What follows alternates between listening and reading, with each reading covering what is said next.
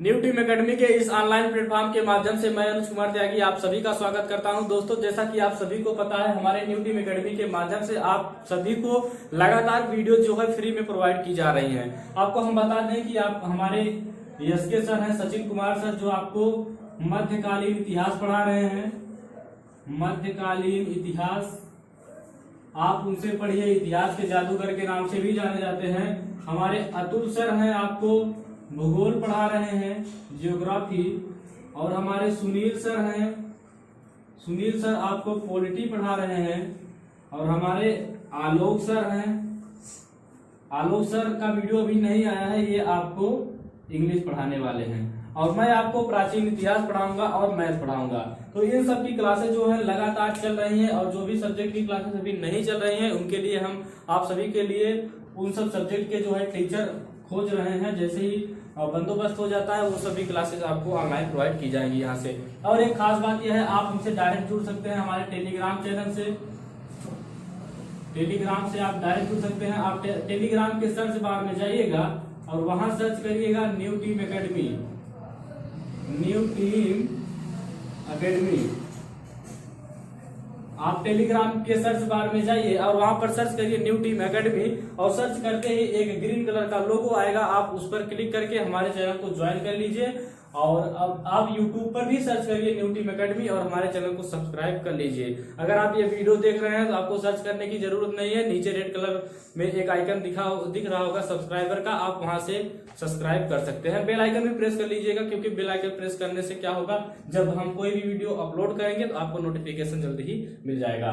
तो सबसे पहले एक खास बात जो थी, आपका टेलीग्राम आप ज्वाइन कर लीजिए, क्योंकि टेलीग्राम पे अब हम जल्द ही इन सब की जो भी क्लासेस चल रही है, मैथ चल रहा है, पढ़ा रहे हैं आपको त्यागी सर मैथ, मेरा नाम अनुज त्यागी है। तो हम मैथ भी पढ़ा रहे हैं आपको, मैथ प्लस हम आपको एनसीईआरटी हिस्ट्री पढ़ाएंगे। मैथ और एनसीईआरटी हिस्ट्री की क्लासेस भी आपको दी जा रही है। मैथ का भी क्लासेस नंबर सिस्टम चल रहा है, आप वहां पर देखिए। अगर जो हमारे अध्यापक हैं, जो हमारे टीचर गण हैं, SK sir, Atul sir, Sunil sir, Alok sir और जो मैं हूँ, ठीक है, अगर इनके द्वारा कोई भी आपको वीडियो में कमी नजर आती है या फिर कोई भी फैक्ट जो है गलत बताया जा रहा हो, आपको लगता हो कि सर ये गलत है, आप टेलीग्राम ज्वाइन करिए, या फिर उस वीडियो के नीचे कमेंट बॉक्स में आप कमेंट करके भी हमें सूचित कर सकते हैं। हमारी टेक्निकल टीम अगर जैसे हमें बताएगी, हम आपके कमेंट का रिप्लाई देंगे और जो भी गलत रहेगा उसको सुधारने की कोशिश करेंगे। और हमारी लगातार प्रयास यही है कि कोई भी कंटेंट आपको गलत नहीं प्रोवाइड किया जाएगा। ये हमें उम्मीद है, जो जितने भी हमारे टीचर हैं, आपको लगातार 3-4 राइटर के बुक से वो खुद पढ़ते हैं, एनसीईआरटी के पैटर्न से मिलाते हैं। और यूपीएससी की तैयारी के लिए एक यूनिक आती है, यूनिक के बुक से भी ये लोग मिलाकर 4-5 राइटर के बुक से, एनसीईआरटी से, यूनिक से मिलाकर आपको कंटेंट जो है वो प्रोवाइड कराते हैं। तो इसलिए गलत होने का कोई चांस नहीं है। अगर किसी को बच्चे को लगता है कि हाँ इनका ये कंटेंट गलत है, तो आप हमें डायरेक्ट टेलीग्राम पर भी मिल सकते हैं, वीडियो के कमेंट में भी आप हमें बता सकते हैं, सूचित कर सकते हैं। इसके लिए मैं आपका जीवन भर आभार रहूंगा। चलिए, आज हम आपको बताने वाले हैं हड़प्पा सभ्यता के बारे में, हड़प्पा सभ्यता या सिंधु सभ्यता के बारे में। हड़प्पा सभ्यता या सिंधु सभ्यता, चलिए, सिंधु सभ्यता या हड़प्पा सभ्यता।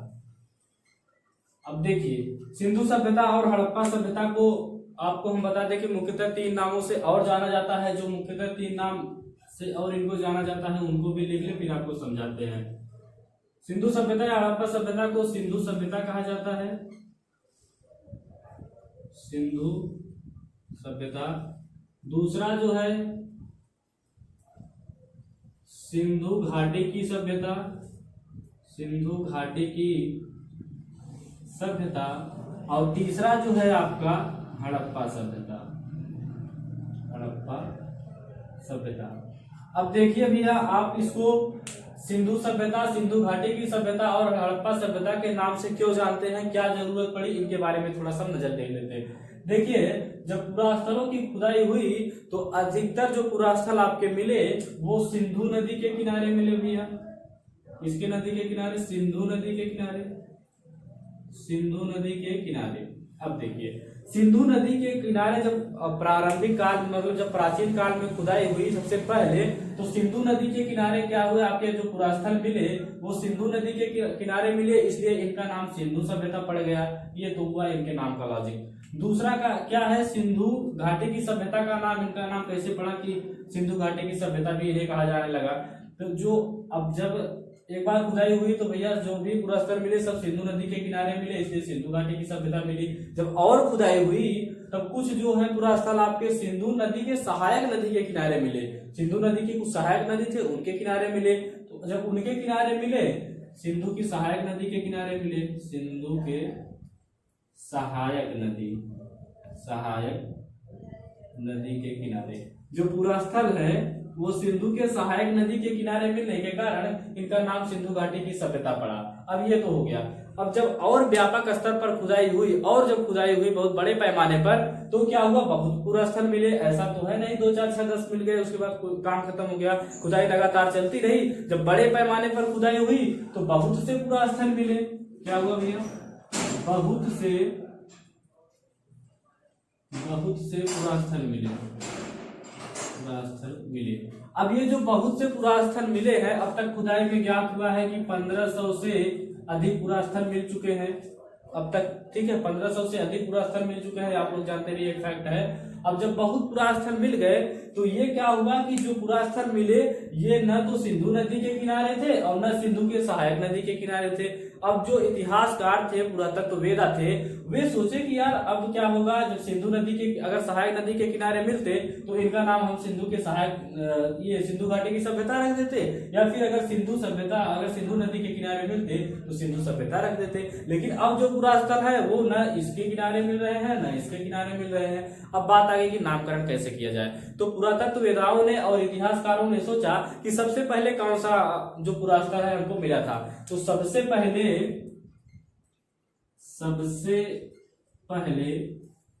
हड़प्पा नामक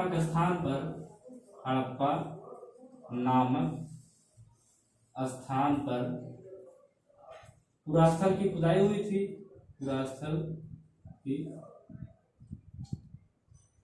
खुदाई हुई और वहीं मिला। सबसे पहले कहाँ मिला, हड़प्पा नामक स्थान पर मिला। इसके बारे में आइए थोड़ा सा और विस्तार में हम जान लेते हैं ये सबको मिटाकर। ठीक, देखिए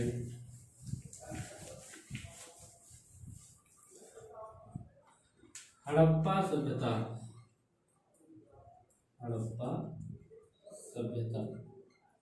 कहाँ थे हम, सबसे ज्यादा यहाँ मिला था। ठीक है, तो सबसे पहले कहाँ हुआ, सबसे पहले हड़प्पा नामक स्थान पे खुदाई हुई थी।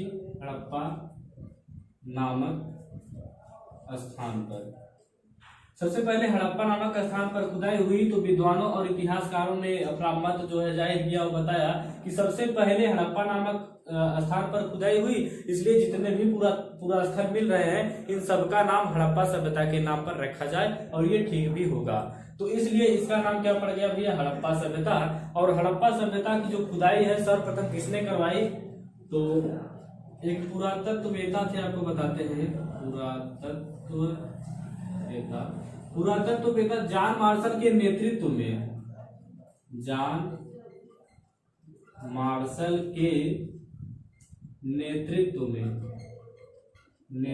में कौन खुदाई करवाया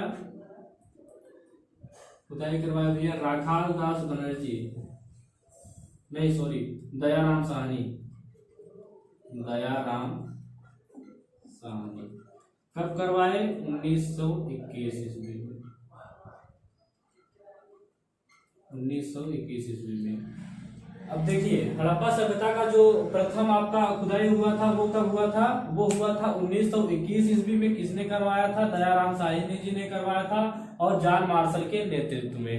जॉन मार्शल के नेतृत्व में पहली बार हड़प्पा स्थान पर हड़प्पा की जो सभ्यता मिली है, दयाराम साहनी के द्वारा ये क्या हुआ, खुदाई जो है कराई गई 1921 में। ये आपसे क्वेश्चन पूछा जाता है। और यहीं पर एक और देख लेते हैं, यहाँ हम देख लेते हैं। फिर 1922 ईस्वी में भी पूछा जाता है। 1922 ईस्वी में मोहनजोदड़ो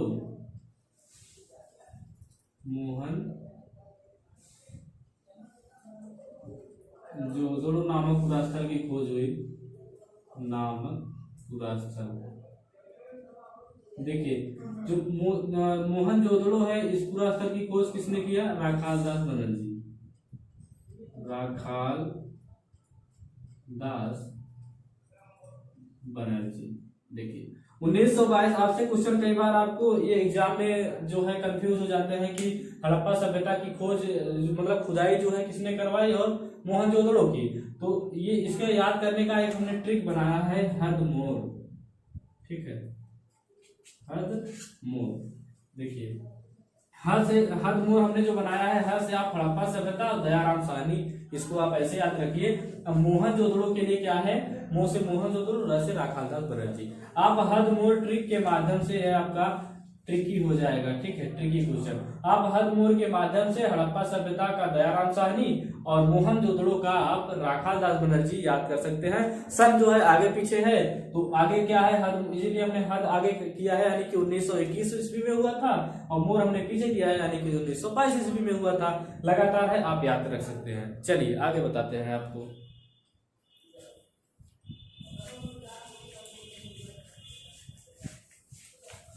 हड़प्पा सभ्यता के तिथि क्रम की बात कर लेते हैं, कहां से कहां तक इसका बताया जाता है।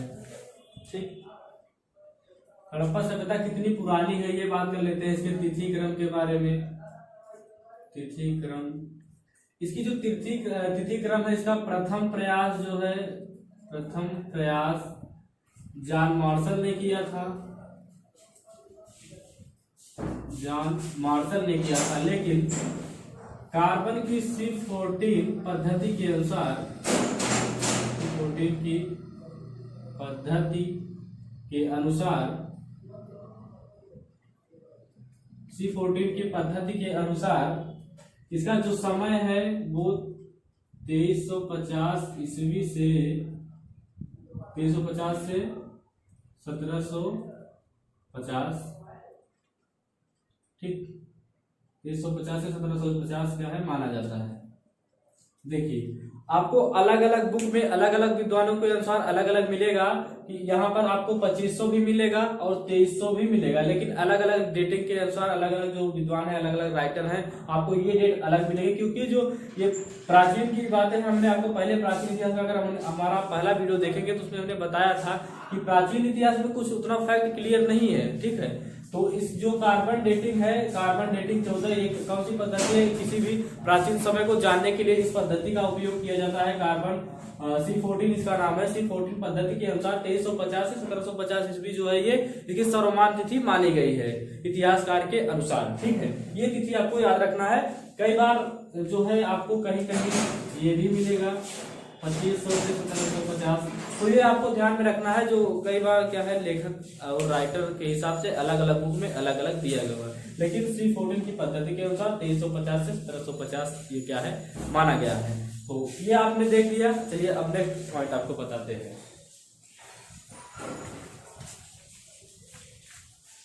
अब आते हैं लिपि के बारे में। हड़प्पा सभ्यता में लिपि कैसी थी? तो देखिए भैया, हड़प्पा सभ्यता में जो लिपि की हम बात कर रहे हैं, तो हड़प्पा सभ्यता में लिपि भाव चित्रात्मक थी। भाव चित्रात्मक लिपि कैसी थी? भाव चित्रात्मक। देखिए भाव चित्रात्मक का मतलब होता है कि जो भी उनकी लिपि थी वो चित्र के अनुसार प्रदर्शित करते थे। और हड़प्पा सभ्यता में जो लिपि लिखी गई है अभी तक पढ़ा नहीं गया है। इसका मतलब ये हुआ, जब जिस लिपि को पढ़ा नहीं जाता उसे कहाँ रखते हैं भैया? आद्य प्रागैतिहासिक काल के अंतर्गत। जिस काल के लिपि को नहीं पढ़ा जाता उसे आद्य प्रागैतिहासिक काल के अंतर्गत रखा जाता है। तो हड़प्पा सभ्यता की जो लिपि है इसको पढ़ा नहीं गया है। और ये जो लिपि थी वो भाव चित्रात्मक थी। आपके एग्जाम में क्वेश्चन आता है कि हड़प्पा सभ्यता की लिपि कैसी थी, तो आप क्वेश्चन में अगर आएगा आंसर दिया रहेगा भाव चित्रात्मक, तो आप इसको मारेंगे, ये आपका सही हो जाएगा। जो ये लिपि थी ये भाव चित्रात्मक लिपि थी हड़प्पा सभ्यता की, और इसको अभी तक पढ़ा नहीं गया है, इसलिए इसे आद्य प्रागैतिहासिक काल कहा जाता है। तो चलिए अब इसके बारे में कुछ बता देते हैं। इसकी जो यहाँ पर महिलाओं का जो स्थान था हड़प्पा सभ्यता में, वो मात्र सत्तात्मक था।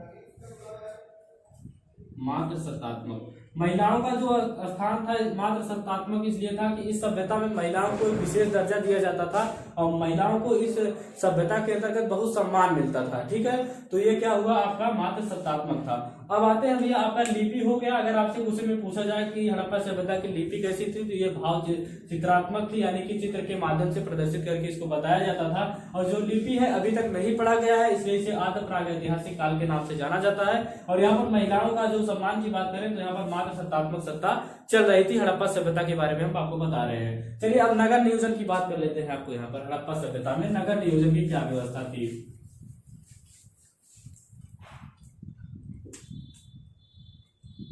नगर नियोजन, देखिए नगर नियोजन में क्या था, जो आपकी सड़कें थी वो एकदम स्ट्रेट थी, मतलब सीधी थी। अब अगर सड़कें सीधी रहेंगी तो क्या करेंगी, ये एक दूसरे के बीच का कोण जो होगा वो 90 डिग्री होगा, आप पढ़े होंगे। और सड़कों के किनारे किनारे क्या होते थे भैया, घर बने होते थे। ये हड़प्पा सभ्यता की एकदम खास बात है। और जो घर है वो पक्की ईंटों के बने होते थे, ये भी आप जानते रहिए। हड़प्पा सभ्यता की ये जो सड़कें हैं एकदम सीधी थी। और सड़कें ये बनी कैसी थी, जो हड़प्पा सभ्यता की सड़कें थी वो बीच में जो है उठी हुई और किनारे पर ढलुआ टाइप की बनी थी। मतलब आपके अगर गांव में देखिए रोड बनता होगा, जो लोकल रोड है उसमें आप देखिएगा तो बीच में जो है वो रोड उठी होती है और किनारे किनारे पर ढलुआ होता है। ऐसा इसलिए इन लोगों ने बनाया होगा ताकि रोड पर पानी ना लगे। अगर पानी कहीं भी लगता है तो वो चीज खराब हो जाती है। तो इनको इस चीज का ज्ञान था। हड़प्पा सभ्यता जो नगरीय व्यवस्था की बात कर रहे थे, तो यहाँ पर इनको इस चीज का ज्ञान था कि अगर पानी लगेगा तो रोड जल्दी खराब हो जाएगा। इसलिए ये लोग रोड को कैसे बनाते थे भैया, बीच में जो है ऊंचा और किनारे पर ढलुआ बनाते थे ताकि वहां पर पानी ना रुके। और क्या था, किनारे किनारे पर जो है मकान थे। और यहाँ पर आपको पक्के मकान भी मिलेंगे और कच्चे मकान भी मिलेंगे। और यहाँ पर आपको बड़े मकान भी मिलेंगे, छोटे मकान भी। देखिए जो बड़े मकान आपको मिले हैं, बड़े मकान के जो साक्ष्य मिले हैं, वहां पर हम आपको बता दें कि बड़े मकानों में ऐसा इतिहासकारों का मानना है कि बड़े मकानों में जो है अमीर लोग रहते थे और छोटे मकानों में गरीब तबके के लोग रहते थे। यानी कि जो छोटे मकान मिले हैं वहां पर जो है गरीब लोग, जो छोटे मकान है वहां पर गरीब लोग रहते थे, लेकिन जो बड़े मकान थे वहां पर अमीर लोग निवास करते थे। और सड़कों के किनारे किनारे डस्टबिन की भी व्यवस्था थी, डस्टबिन की व्यवस्था थी। और आपको बता दें कि हड़प्पा सभ्यता में जो डस्टबिन थे उसके ऊपर ढक्कन भी लगाया जाता था। यानी कि जो आजकल की हमारी जो संस्कृति सभ्यता चल रही है, इस समय भी आप देखिए सड़क के किनारे डस्टबिन रखी जाती है, उसमें ढक्कन लगाया जाता है। ये ऐसा जो है आज से 5000 ईसा पूर्व पहले ही हो चुका है। जो यह सभ्यता हमारी मिली है, भारत की जो हड़प्पा सभ्यता मिली है, इसके अनुसार देखा गया। और यहाँ पर मकान जो है पक्के बने होते थे, पक्के ईंट के बने होते हैं। और नगरों की सुरक्षा के लिए यहाँ पर चारों ओर, नगर के चारों ओर चरदीवारी की व्यवस्था की जाती थी। और ये चरदीवारी जो है ये कच्चे ईंट के बने होते थे, कच्चे ईंट के बने होते थे। लेकिन बाहर से इन्हें जो है मजबूत दिखाने के लिए पक्के ईंट लगाए जाते थे। यहाँ पर क्या होता था भैया, पक्के ईंट भी लगाए जाते थे मजबूती के लिए। लेकिन बने थे ये किसके, ये कच्चे ईंट, मतलब कच्चे ईंट के तो बने थे। पूरा जो नगर नियोजन था इनका, इनको सुरक्षा की दृष्टि से, रक्षा की दृष्टि के लिए यहाँ पर जो है ये चरदीवारी का निर्माण किया गया था। मतलब पूरे जो शहर है उसको पूरा घेरा गया था। अब देखिए पक्के ईंट यहाँ पर मतलब किनारे पर लगाया जाता था ताकि इसका जो व्यवस्था है जो मतलब दिखे तो ऐसा लगेगा हाँ ये मजबूत है। यहाँ पर क्या था कि जो चरदीवारी था, शहर को पूरे चरदीवारी से घेरा जाता था। और उसको जो घेरा जाता था, इसका जो दीवार थी वो कच्चे ईंट से बनी थी, लेकिन बाहर साइड से पक्के ईंट भी लगाए गए थे, पक्के ईंट भी लगाए गए थे ताकि इसकी जो सुरक्षा है देखने में बढ़िया लगे और ऐसा ना आभास हो कि यहाँ पर जो सुरक्षा है इसकी जिम्मेदारी मतलब गैर तरीके से की गई थी। और देखिए इसके नगर नियोजन में आपको हमने पहले ही बता दिया, बड़े छोटे घर भी मिले हैं, ये भी मिले हैं। अब आते हैं आपके नगर नियोजन का जो है ये व्यवस्था तो हो गया। अब चलिए आते हैं आपका हम अंतिम संस्कार के बारे में। लोग वहां अगर मर जाते थे या मृत्यु हो जाती थी तो फिर वो क्या प्रथा थी, कैसे वो लोग उनका जो है दाह संस्कार या अंतिम संस्कार किया करते थे, इसके बारे में थोड़ा हम देख लेते हैं हड़प्पा सभ्यता के।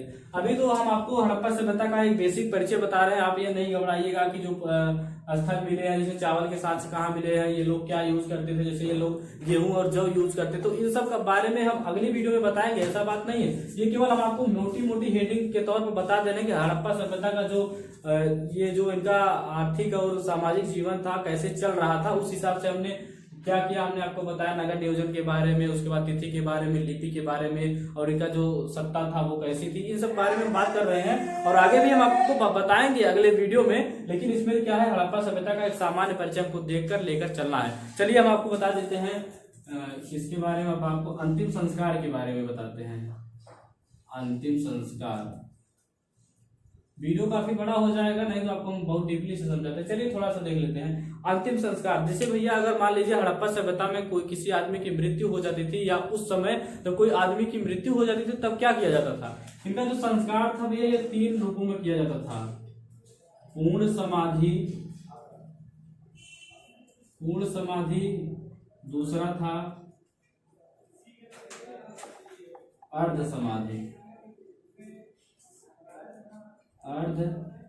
पूर्ण समाधि यहाँ संस्कार लिख सकते हैं, और अर्ध समाधि संस्कार, और तीसरा था अग्नि या दाह संस्कार।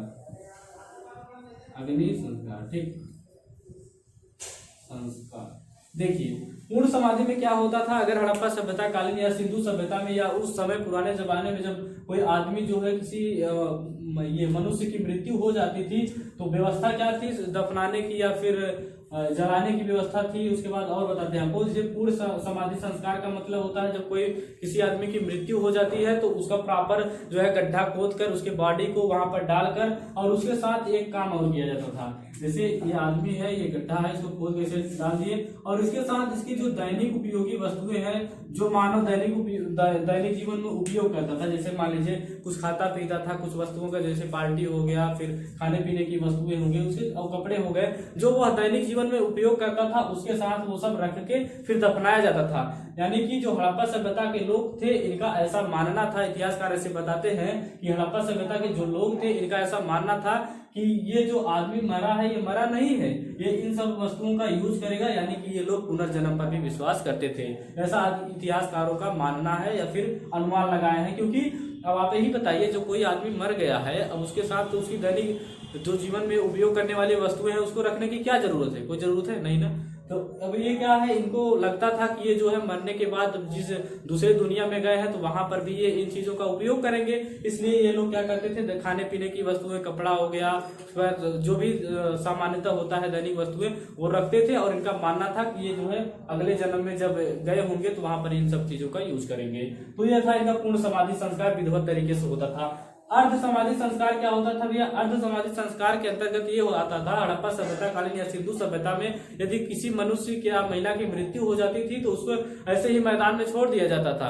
मैदान में जब छोड़ दिया जाता था तो क्या होता था, कुछ पशु होते थे, पक्षी होते थे, उसको खाते थे। खाने के बाद जो बचता था तो उसको क्या करते थे, ये लोग गड्ढे बनाकर उसमें इनकी समाधि बना दी जाती थी। तो ये हो गया आपका अर्ध समाधि संस्कार।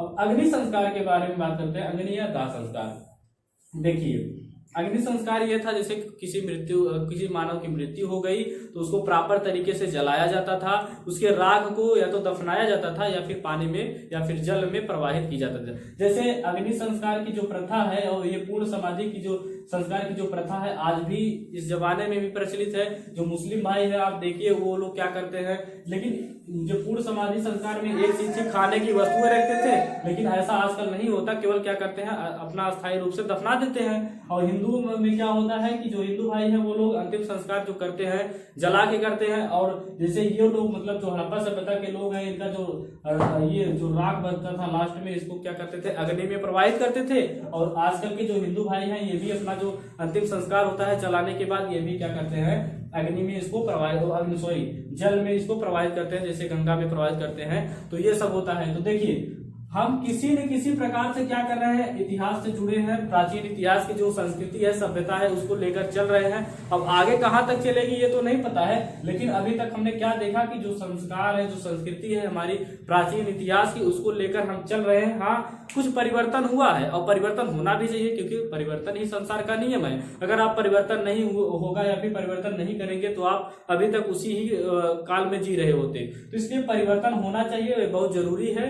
और लेकिन यह है कि हमें अपने संस्कृति और सभ्यता को भी नहीं छोड़नी चाहिए। जैसे आजकल हम अपना अंतिम संस्कार कर रहे हैं, जला रहे हैं, उसको गंगा में प्रवाहित कर रहे हैं, विधिवत तरीके से पूजा पाठ जो भी क्रियाक्रम होता है वो सब होता है। और देखिए यहाँ पर जो था इन लोगों का मानना था कि यहाँ पर जब पूर्ण समाधि की हमने बात की तो यहाँ पर इन लोगों का क्या मानना था कि जो आदमी है मर जाता है, पुनर्जन्म पर विश्वास करते थे, इसलिए तो ये खाने पीने की वस्तुएं रखते थे। लेकिन आजकल भी क्या होता है, जैसे मान लीजिए हिंदू धर्म में यदि कोई मनुष्य मर जाता है तो उस पर क्या होता है, एक आदमी होता है जो घर का जो ये उनका बेटा हो या फिर मुखिया हो, वो क्या करता है, दाग लेता है। अब जब वो बंदा दाग लेता है तो आप देखिएगा, अगर आप होंगे हिंदू रिलीजन से तो आपको पता होगा, तो क्या होता है, उस बंदे को वो सारी वस्तुएं खिलाई जाती है, वो सारी चीजें खिलाई जाती थी जो वो आदमी खाता था जो मर चुका है। जैसे मान लीजिए अगर उसको फल फ्रूट पसंद है तो फल फ्रूट लाकर दिया जाता है, अगर उसको मांस मदिरा पसंद है तो जो बंदा दाग लिया रहता है तो उसको ये सब वस्तुएं खिलाई जाती है। और आज के भी जमाने में ऐसा हम लोग का मानना है, या फिर हिंदू धर्म के जो लोग हैं उनका मानना है कि जो दाग के समय जो हम इनको खिलाएंगे ये स्वर्ग में जाकर उनको मिलेगा, ऐसा इनका मानना है। संस्कृति है, चलती आ रही है, चलती चलेगी, ये देखिए कहां तक चलेगी ये तो नहीं बता सकते, लेकिन अभी तक ये सब हो रही है। और हम आपको बताना चाहते हैं कि हड़प्पा सभ्यता का एक सामान्य परिचय हमने अभी खत्म किया है। हड़प्पा सभ्यता का पर अभी हमारा 2-3-4 लेक्चर और आएगा, तब जाके ये खत्म होगा, क्योंकि आपके वनडे के एग्जाम की दृष्टि से हम आपको बता दें कि हड़प्पा सभ्यता से बहुत ज्यादा क्वेश्चन आता है, बहुत बढ़िया क्वेश्चन आता है, बेसिक क्वेश्चन आता है। अगर आप हमारा लेक्चर बढ़िया से सुने होंगे, इसको नोट्स बनाइए। और एक चीज हम आपको बता दें, जितनी भी यहाँ पर चीजें बताई जा रही है, हम लोग क्या है 4-5 राइटर की बुक से पढ़ते हैं, यूनिक से मिलाते हैं, उसके बाद एनसीईआरटी से मिलाते हैं, तब जाके आपको जो है कंटेंट प्रोवाइड कराते हैं। ऐसा आपको कहीं भी नहीं मिलेगा, आप ऐसा वही पाएंगे जहां आप फीस देते रहेंगे। और हम आपको बता दें ये जो सब वीडियो है आपको फ्री प्रोवाइड की जा रही है। अगर आपको विश्वास ना हो तो आप यहाँ से नोट्स बनाइए, और जो भी बंदा आपका दोस्त हो जो पेड कोर्स लेकर पढ़ रहा हो उसके नोट्स से आप मिलाइएगा। अगर एक भी फैक्ट हमने छोड़ा हो या गलत बताया हो आप हमें कमेंट करके सूचित कर सकते हैं। और मैं आपको बता दूं हमारा जो टेलीग्राम है, खास बात आपके लिए है, देखिए हमारा जो टेलीग्राम है, आप टेलीग्राम पे जाइएगा और वहां पर सर्च करिएगा new team academy. New team academy जैसे ही आप सर्च करेंगे ग्रीन कलर का लोगो आ जाएगा। लोगो को आते ही आप उस पर क्लिक करके हमारे चैनल को ज्वाइन कर लीजिए, और वहां पर आप अपने सुझाव हमको दे सकते हैं। अगर लगेगा कि आपका सुझाव सही है, सबके लिए सामान्य है, ठीक ठाक है, तो हम उसको अपने वीडियो में लेने की कोशिश करेंगे। और हमारे जितने भी टीचर हैं, जैसे हमारे सुनील सर हो गए, पॉलिटी पढ़ाते हैं, एसके सर मध्यकालीन इतिहास पढ़ाते हैं, अतुल सर जियोग्राफी, और आलोक सर का वीडियो आने वाला है, वो अंग्रेजी पढ़ाएंगे। तो इन सब जो वीडियो है, और हमारा मैथ का सीरीज चल रहा है, नंबर सिस्टम में पढ़ा रहा हूँ। अगर आप लोग मैथ पढ़ना चाहते हैं, ट्रिकी मैथ, भूलना भूल जाओगे, एक चल रही है हमारी सीरीज, आप पढ़ कर देखिए। यकीन मानिए आपको जो ये सब हम प्रोवाइड करा रहे हैं एकदम फ्री में प्रोवाइड करा रहे हैं, और ऐसा आपको पैसा देने पर भी कभी कहीं नहीं मिलेगा। तो हमें उम्मीद है आपको ये वीडियो पसंद आया होगा। अगर आपको वीडियो पसंद आया हो तो वीडियो को लाइक और शेयर जरूर करिए। चैनल पर पहली बार विजिट कर रहे हैं तो चैनल को सब्सक्राइब करके बेल आइकन प्रेस करिए। और हम मिलते हैं अब आपसे हड़प्पा सभ्यता के नेक्स्ट लेक्चर में। तब तक के लिए नमस्कार, जय हिंद, बाय बाय, टेक केयर।